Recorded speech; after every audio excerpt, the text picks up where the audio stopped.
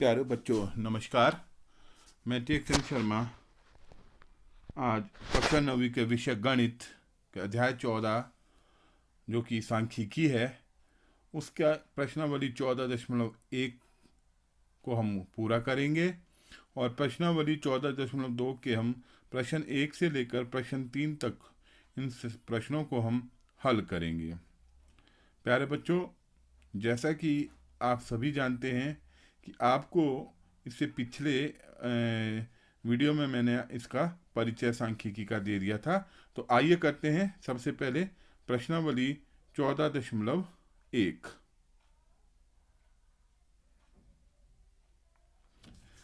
प्रश्न 1 है, उन आंकड़ों के 5 उदाहरण दीजिए जिन्हें आप अपने दैनिक जीवन से एकत्रित कर सकते हैं। तो अपने दैनिक कार्यों से एकत्रित किए जाने वाले आंकड़ों के 5 उदाहरण हैं। देखिए, सिंपल से हमने इसमें एग्जाम्पल लेने हैं। सबसे पहले अपनी कक्षा में छात्रों की संख्या, ये भी एक प्रकार का आंकड़ा है जिसे हम अपने दैनिक जीवन के उदाहरण से ले सकते हैं। दूसरा है अपने विद्यालय में पंखों की संख्या, हर कमरे में आप देख सकते हैं कितने पंखे लगे हैं, ये पंखों की संख्या। तीसरा है पिछले 2 वर्षों में घर की बिजली का बिल। और जो चौथा है यह है टेलीविजन या समाचार पत्रों से प्राप्त चुनाव के परिणाम। पांचवा है शैक्षिक सर्वेक्षण से प्राप्त साक्षरता दर के आंकड़े। ये हमने अपने दैनिक जीवन के कार्यों से आंकड़े लिए हैं। ये 5 उदाहरण थे। अब हम प्रश्न नंबर 2 करेंगे। प्रश्न नंबर 2 कहता है कि ऊपर दिए गए प्रश्न 1 के आंकड़ों को प्राथमिक आंकड़ों या गौण आंकड़ों में वर्गीकृत कीजिए। तो जैसे कि मैंने आपको बताया था प्राथमिक आंकड़े क्या होते हैं, गौण आंकड़े क्या होते हैं, उस आधार से हम इनको वर्गीकृत करेंगे। तो आइए सबसे पहले, जब अन्वेषक स्वयं अपने दिमाग में एक निश्चित उद्देश्य रखकर सूचनाओं को एकत्रित करता है तब इस प्रकार एकत्रित किए गए आंकड़ों को प्राथमिक आंकड़े कहा जाता है। फिर से आपको बता रहा हूं मैं कि जब अन्वेषक जहां किसी स्रोत से जिसमें सूचनाएं पहले से ही एकत्रित है आंकड़े प्राप्त किए गए हों, उन आंकड़ों को गौण आंकड़े यानी कि सेकेंडरी डाटा कहा जाता है। तो अब इन परिभाषाओं के आधार पर सबसे पहले हम अपनी कक्षाओं में छात्रों की संख्या, देखिए हमें ऑलरेडी ये संख्या पता होनी चाहिए, तो इसे हम प्राइमरी डाटा यानी प्राथमिक आंकड़े कहेंगे। अपने विद्यालय में पंखों की संख्या, ये भी प्राथमिक आंकड़े आएगा। पिछले 2 वर्षों के घर की बिजली का बिल, ये भी प्राथमिक आंकड़ों में आ जाएगा क्योंकि ऑलरेडी हमारे को पता है। टेलीविजन या समाचार पत्रों से प्राप्त चुनाव के परिणाम, चुनाव के परिणाम जो हैं ये जो हैं डिपेंड्स करता है कि किसके कितने क्या रिजल्ट आएंगे, तो ये सेकेंडरी डाटा होगा, इसको गौण आंकड़े कहेंगे। तो शैक्षणिक सर्वेक्षण से प्राप्त साक्षरता दर के आंकड़े, तो इन आंकड़ों को हम गौण आंकड़े कहेंगे। तो बच्चों, ये सभी हमारे प्रश्नावली 14.1 के प्रश्न थे। अब हम प्रश्नावली 14.2 का पहला प्रश्न करने जा रहे हैं कि 8वीं कक्षा के 30 विद्यार्थियों के रक्त समूह, ये हमारे पास दिए गए हैं, इन आंकड़ों को एक बारंबारता बंटन सारणी के रूप में प्रस्तुत कीजिए। बताइए कि इन विद्यार्थियों में कौन सा रक्त समूह अधिक सामान्य है और कौन सा रक्त समूह विरलतम रक्त समूह है। तो सबसे पहले हमें देखना होगा हमारे पास कौन कौन से रक्त समूह है। रक्त समूह है ए, बी, ओ और ए बी। तो रक्त समूह और मिलान चिन्ह हम लगाते जाएंगे, विद्यार्थियों की संख्या जो आती जाएगी। सबसे पहले रक्त समूह ए, आप देखिए जहाँ जहाँ ए आएगा उसे हम काटते जाएंगे और मिलान चिन्ह उसमें लगाते जाएंगे। तो आइए शुरू करते हैं। सबसे पहले हम रक्त समूह ए की बात करेंगे। तो हमारे पास ए हमने काट दिया, मिलान चिन्ह में एक डंडा लगा दिया। बी हमने काट दिया, उसको हमने बी के सामने लगा दिया। ओ हमने काट दिया, ओ के सामने लगा दिया। ओ दोबारा से आया है, इसको फिर ओ के सामने दूसरा डंडा लगा दिया, ए बी भी काट दिया, ये ए बी के सामने आ गया, ओ फिर ओ के आगे लगा दीजिए, ए को ए के आगे लगा दीजिए, ओ को फिर से ओ के आगे लगा दीजिए, बी को बी के आगे लगा दीजिए काट के, ए को काट के फिर से ए के आगे लगा दीजिए, ओ को काट के ओ के आगे लगा दीजिए। देखिए जब हमारे पास 4 डंडे खड़े हो जाते हैं तो पांचवा हम तिरछा डंड लगाते हैं, पांच का समूह बनाने के लिए म्लान चिन्हों में। तो 4 डंडे हमारे पास ओ में खड़े हुए थे, तो पांचवा हमने तिरछा लगा दिया है, ध्यान दीजिए। मैं अब बी को बी के आगे लगा दीजिए, ए को फिर से ए के आगे लगा दीजिए, ओ अब अलग से एक डंडा लग जाएगा, जो हमने 5 का समूह बनाया उसमें एक अलग से डंडा लग जाएगा, फिर से ओ, फिर से अलग से डंडा लग जाएगा, ए अब पांचवा है तो तिरछा डंडा लगा दीजिए, ए बी काट दीजिए, ए बी को ए बी के सामने डंडा लगा दीजिए, ओ फिर से ओ के आगे, ए अलग से डंडा ए में लगा दीजिए, फिर से ए, फिर से अलग से डंडा लगा दीजिए, ओ और ओ को काट दीजिए 4, फिर से पांचवा क्रॉस में लगा दीजिए, ए बी को ए बी के आगे, बी को काट के बी के आगे, ए को काट के फिर से ए के आगे, ओ को काट के ओ के आगे, बी को काट के बी के आप फिर पांचवा डंडा लगा दीजिए बी में, ए को ए के आगे, बी को काट के एक नया डंडा अलग से लगा दीजिए, और ओ को काट के ओ के आगे लगा दीजिए। अब हम इन डंडों को गिनेंगे तो वो विद्यार्थियों की संख्या में हमने लिखते जाना है। ए में हमारे पास 5 और 4 9 है, तो विद्यार्थियों की संख्या 9 आएगी। बी में हमारे पास 5 और 1 है, 5 और 1 तो 6 आएगी। ओ में 5 5 के 2 समूह हैं और 2 अलग से है, तो 5 5 10 और 2 12 हो जाएंगे। ए बी में 3 है, तो विद्यार्थियों की संख्या 3 आ जाएगी। तो प्यारे बच्चों, हमने इसमें देखना है कि बताइए कि विद्यार्थी में कौन सा रक्त समूह अत्यधिक सामान्य है, कौन सा रक्त समूह विरलतम है। विरलतम है जो बहुत कम मिल रहा है। तो आप देखेंगे सामान्य हमारे पास यहाँ पर सबसे ज़्यादा बार जो आया है वो ओ आया है। अधिक सामान्य रक्त समूह हमारे पास यहाँ ओ आया है, क्योंकि इसमें सबसे ज़्यादा है। तो यहाँ अधिक सामान्य रक्त समूह में हम लिख लेंगे ओ, और विरलतम रक्त समूह में हम लिख लेंगे 3, क्योंकि ए बी है, 3 है हमारे पास आएगा सबसे कम जो है, तो रक्त समूह का नाम आ गया ए बी। तो सामान्य रक्त समूह ओ, विरलतम रक्त समूह हमारे पास हो गया ए बी। तो आशा करता हूँ आपको ये प्रश्न बहुत ढंग से समझ आ गया होगा। अब हम करेंगे प्रश्न नंबर 2। 40 इंजीनियरों की उनके आवास से कार्यस्थल की किलोमीटर में दूरियां ये है, जो हमारे पास दे रखी है 5 3 10 20 25 11 13 7 12 31, ये सारे जो आंकड़े हैं।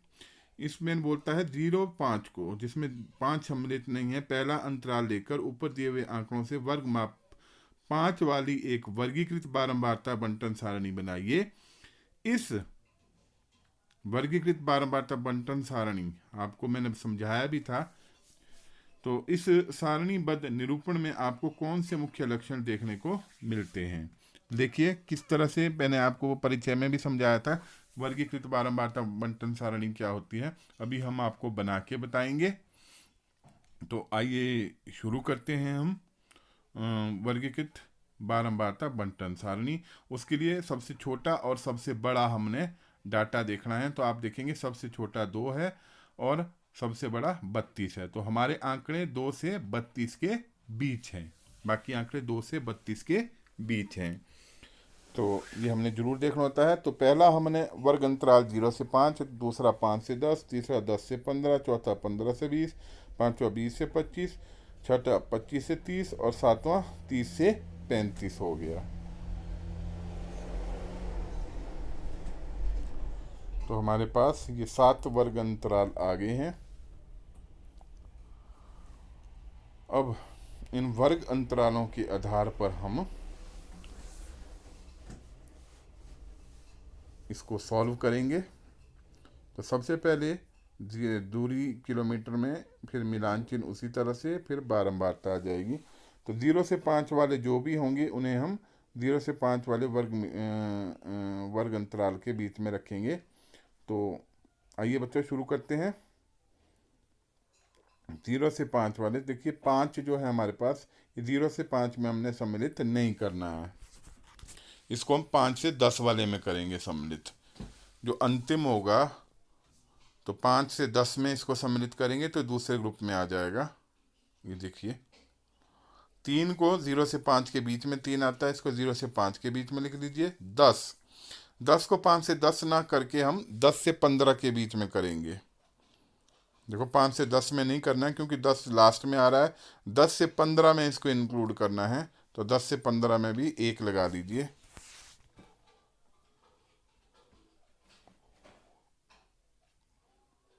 इसी प्रकार अगला है 20, इसको भी हम 15 से 20 में ना लेकर 20 से 25 में लेंगे।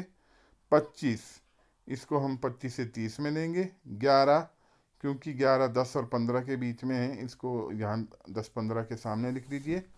13 जो है 10 से 15 के बीच में है। 7 5 से 10 के बीच में। 12 10 से 15 के बीच में। 31 30 से 35 के बीच में। 19 15 से 20 के बीच में। 10 को फिर से हम 10 से 15 के बीच में, पांचवा आ गया है डाटा, इसमें तिरछी लाइन हम लगा देंगे मिलान चिन्ह में। अब 12 की बारी है, ये भी 10 से 15 के बीच में। 17 15 से 20 के बीच में। 18 15 से 20 के बीच में। 11 10 से 15 के बीच में। 32 30 से 35 के बीच में। 17 15 से 20 के बीच में। 16 जो 16 है 15 से 20 के बीच में। और 2 को हम 0 और 5 के बीच में लिख लेंगे। 7 को 5 और 10 के बीच में। 9 को 5 और 10 के बीच में। 7 को फिर से 5 और 10 के बीच में तिरछा लगा लीजिए, इसको 5 का समूह बन जाएगा। 8 फिर से 5 से 10 के बीच में। 3 0 से 5 के बीच में। 5 5 से 10 के बीच में। 12 10 से 15 के बीच में। 15 15 से 20 के बीच में। 18 15 से 20 के बीच में। 3 0 से 5 के बीच में तिरछी लाइन लगा दीजिए इसकी, 12 10 से 15 के बीच में। 14 10 से 15 के बीच में। 2 0 से 5 के बीच में, अब तिरछी लाइन आएगी। 9 5 से 10 के बीच में। 6 5 से 10 के बीच में। 15 15 से 20 के बीच में आएगा। 15 फिर से 15, ये भी 15 से 20 के बीच में ही आएगा। 7 5 से 10 के बीच में। 6 5 से 10 के बीच में। 12 10 से 15 के बीच में। तो प्यारे बच्चों, इस तरह से हमने मिलान चिन्ह लगाए। अब बारंबारता लिख लीजिए। 5 डंडे थे वहाँ 5, जहाँ 5 से 10 के बीच में 11 वहाँ 11, 10 से 15 के बीच में 11, 15 20 के बीच में 9, 20 से 25 के बीच में 1, 25 से 30 के बीच में भी 1, और 30 से 35 के बीच में 2। कुल योग हो गया हमारे पास 40। तो बच्चों ये उत्तर है प्रश्न नंबर 2 का। अब इसी तरह से हम करेंगे जो प्रश्न नंबर 3 है। तो देखिए इस सारणीबद्ध निरूपण में आपको कौन से मुख्य लक्षण देखने को मिलते हैं, हमने इसका उत्तर देना है पहले प्रश्न नंबर 2 का। तो मुख्य लक्षण क्या देखने को मिल रहे हैं आपको, देखिए आप 0 से 5 के बीच में 5 था, 5 से 10 के बीच में 11 था, 10 से 15 के बीच में भी 11 था, 15 से 20 के बीच में 9।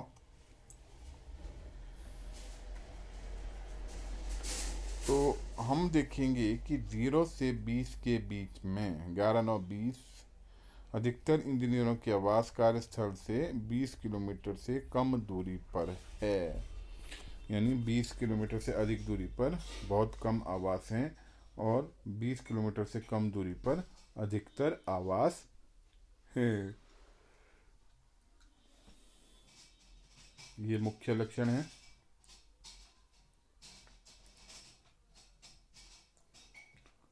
तो प्यारे बच्चों, ये हमारे पास उत्तर आ गया है।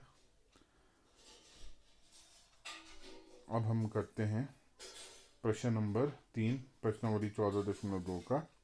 ये बोलता है 30 दिन वाले महीने में एक नगर की सापेक्ष आर्द्रता प्रतिशत में यह रही है, जो हमारे पास दे रखे हैं आंकड़ों में। तो इसमें हमने सबसे पहले क्या करना है, वर्ग 84 से 86, 86 से 88 आदि लेकर एक वर्गीकृत बारंबारता बंटन सारणी बनाइए। क्या आप बता सकते हैं कि आंकड़े किस महीने या ऋतु से संबंधित है? और तीसरा, इन आंकड़ों का परिसर क्या है? देखिए, 3 चीजें हमारे से पूछी है। सबसे पहले हमने इसके लिए एक बारंबारता वर्गीकृत बंटन सारणी बनानी है। तो आप सबसे कम और सबसे ज्यादा देख लीजिए। पहले सबसे कम, सबसे छोटा आंकड़ा है 84.9 और सबसे बड़ा है 99.2। तो हमारे आंकड़े 84.9 और 99.2 के बीच है। तो परिसर क्या आ जाएगा? अधिकतम मान माइनस न्यूनतम मान। अधिकतम मान 84.9 है, न्यूनतम मान हमारे पास अधिकतम मान 99.2 है और न्यूनतम मान हमारे पास 84.9 है। इसको आप माइनस कीजिए तो आपके पास परिसर आ जाएगा 14.3। ये हमारे पास तीसरे का उत्तर आया। तीसरा भाग में इन आंकड़ों का परिसर निकालना था, वो हमने पहले निकाल दिया। तो देखिए, अब 84 से 86, 86 से 88, 88 से 90, 90 से 92, 92 से 94, 94 से 96, 96 से 98 और 98 से 100 के बीच ये हमारे पास वर्ग अंतराल बने हैं। इन वर्ग अंतरालों के आधार पर हमने वर्गीकृत बारंबारता बंटन सारणी को बनाना है। तो आइए बच्चों देखते हैं। सबसे पहले वर्ग अंतराल लिख लीजिए। सापेक्ष आर्द्रता प्रतिशत में है, उसमें हम वर्ग अंतराल लिखेंगे 84 से 86, 86 से 88, 88 से 90, 90 से 92, 92 से 94, 94 से 96, 96 से 98 और 98 से 100। मिलान चिन्ह अब ऊपर हम काटते जाएंगे। 98.1 ये 98 और 100 के बीच में आएगा। 98.6 ये भी 98 और 100 के बीच में आएगा। 99.2 ये भी 98 और 100 के बीच में। 90.3 ये 90 और 92 के बीच में। 86.5 ये 86 और 88 के बीच में। 95.3 ये 94 और 96 के बीच में। 92.9 तो ये हमारे पास 92 और 94 के बीच में। 96.3 96 और 98 के बीच में। 94.2 94 और 96 के बीच में। 95.1 ये 94 और 96 के बीच में। 99.2 ये हमारे पास 88 और 90 के बीच में। 92.3 ये 92 और 94 के बीच में। 93.5 92 और 94 के बीच में। 92.7 ये 92 और 94 के बीच में। 95.1 ये 94 और 96 के बीच में। 97.2 96 और 98 के बीच में। 93.3 ये 92 और 94 के बीच में। 5वां डंडा लग जाएगा, इसको क्रॉस लगाएंगे हम यहाँ पर। 95.2 94 और 96 के बीच में, ये भी क्रॉस डंडा लगेगा। 97.3 96 और 98 के बीच में। 96.2 ये 96 और 98 के बीच में। 92.1 92 और 94 के बीच में।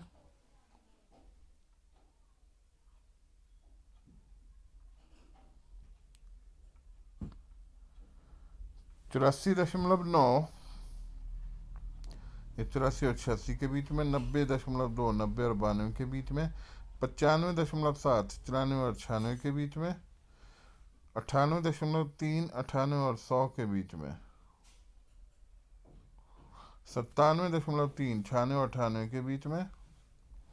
96.1, 96 और 98 के बीच में, 92.1, 92 और 94 के बीच में, और 99 हमारे पास सिंपली आएगा 88 और 90 के बीच में। तो 12 वार्ता देख लीजिए।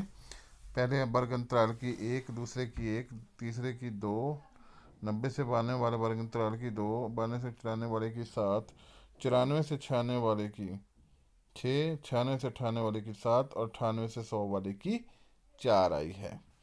अब हमारे से ये हमारे पास बार वार्ता बंटन सारणी वर्ग अंतराल के अनुसार बन गई है। परिसर हमने पहले ही निकाल दिया है। अब हमने बताना है कि ये आंकड़े जो है, अब हमें ये बताना है कि आंकड़े कौन सी ऋतु के हैं। तो प्यारे बच्चों,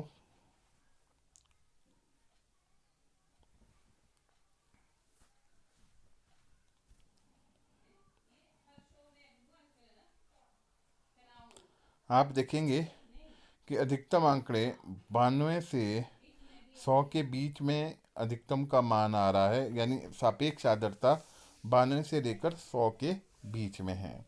तो यानी कि आर्द्रता अधिक है। और प्यारे बच्चों, आपको पता होना चाहिए कि आर्द्रता अधिक कब होती है, क्योंकि सापेक्ष आर्द्रता अधिक है, अतः ऐसा प्रतीत होता है कि आंकड़े वर्षा ऋतु से संबंधित है। तो ये जो हमारे पास आंकड़े हैं, इसमें ऋतु जो पूछी जा रही है ये वर्षा ऋतु होगी। तो बच्चों, आज हमने ये प्रश्न नंबर 3 तक हल किया है, बाकी हम अगले वीडियो में हल करेंगे। तो आपको मेरा ये वीडियो कैसा लगा, प्लीज़ आप इस पर ज़रूर अपना व्यूज़ दें। मेरे channel learn mathematics with Tekchand को सब्सक्राइब करें, शेयर करें, बेल आइकॉन बजाना ना भूलें, ताकि जब भी मैं कोई नया वीडियो डालूं तो आपको इसकी नोटिफिकेशन आ जाए। इसको लाइक भी करें, अपने मित्रों से, अपने जो जान पहचान के हैं, जिनके बच्चे स्कूलों में पढ़ते हैं, उनसे भी आप ये वीडियोस जो हैं सब्सक्राइब करवा सकते हैं, शेयर कर सकते हैं। और इन वीडियोस को देखकर आपको कितनी हेल्प मिली, इसके बारे में अपना कमेंट आप ज़रूर दें। कोई कमी रह गई होगी तो उसके बारे में भी कमेंट बॉक्स में बताना ना भूलें। तो बच्चों, आज के लिए इतना ही, बाकी हम अगले वीडियो में फिर से उपस्थित होंगे। धन्यवाद।